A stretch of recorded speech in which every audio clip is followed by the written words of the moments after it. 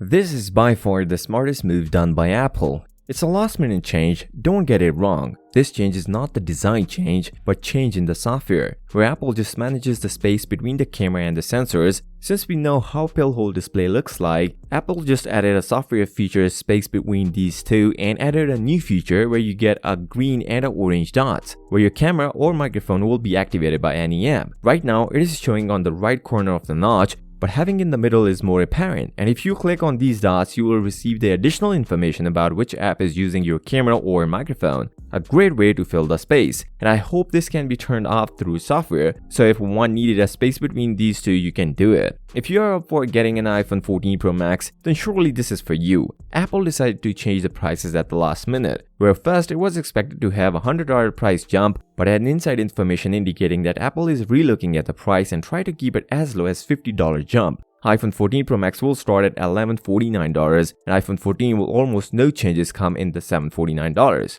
If you're concerned about your next iPhone performance, then you should be happy to hear that A16 Bionic chip performs few percent better than the A15, but the thermal management is improving through production. So if you are facing any heating issue with your iPhone 13 Pro Max on a heavy task, then iPhone 14 Pro Max will be much better than that. Apple may change the name of base model Max version, where some cases surfaced online with the name iPhone 14 Plus instead of iPhone 14 Max. Honestly, this doesn't even matter, but Apple want to differentiate the flagship from base models. You might heard of a new charger coming to iPhone 14 Pro Max, and it is because Apple is putting a bigger battery in the iPhone 14 Pro Max. You can expect a same charging speed as iPhone 13 Pro Max since there is not a big difference, where iPhone 13 Pro Max charges at 27 watt and iPhone 14 Pro Max will get up to 30 watt of fast charger, which is obviously not included in the box. This year's iPhone brings new features in the upcoming event, which one of them is 48 megapixel camera. Now Apple is doing some innovative stuff with this 48 megapixel camera, where if you take a picture at night, it will take a 12 megapixel, and this could possibly be because of one reason.